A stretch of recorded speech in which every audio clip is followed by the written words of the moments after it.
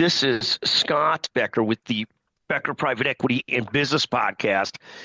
Today's discussion is coverage versus access in healthcare and the Affordable Care Act.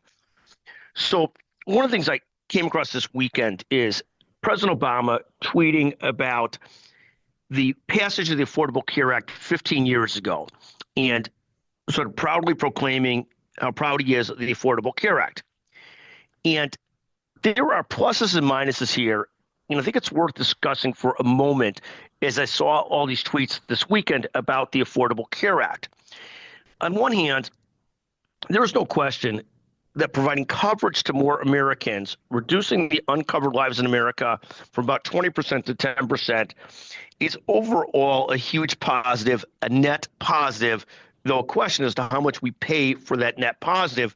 But in general, I think many people have come to the conclusion that somehow or another, everybody should have, quote unquote, coverage for healthcare in America. So totally on board with that. The second point in the tweet just remarks to me on how empty so much of the discussion is in D.C. and how few true problem solvers there are in D.C. Coverage is a great political platitude, but is literally irrelevant without access.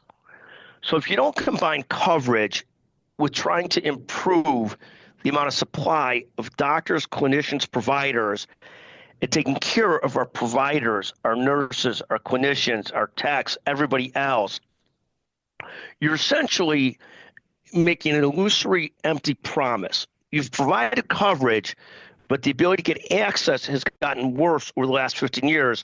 And we're almost at that point with the frog in the boiling water, where it's getting so difficult to find a doctor for the needs that one has.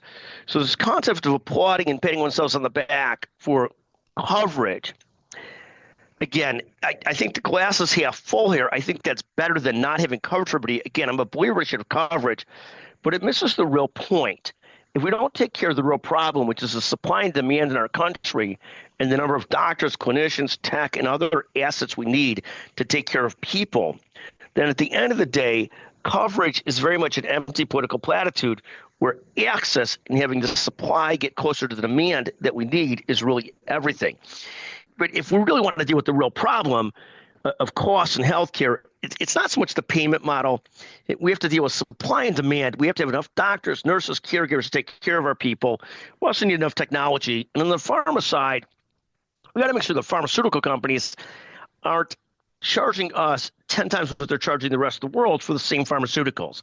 I mean, that's become essentially today's modern day raping and pillaging, and not to belittle true raping and pillaging, but charging here $1,000 for a vial, something that cost $80 overseas, or similar type of proportionate discounts overseas compared to what we pay, is utterly ridiculous and adds to our healthcare cost problem.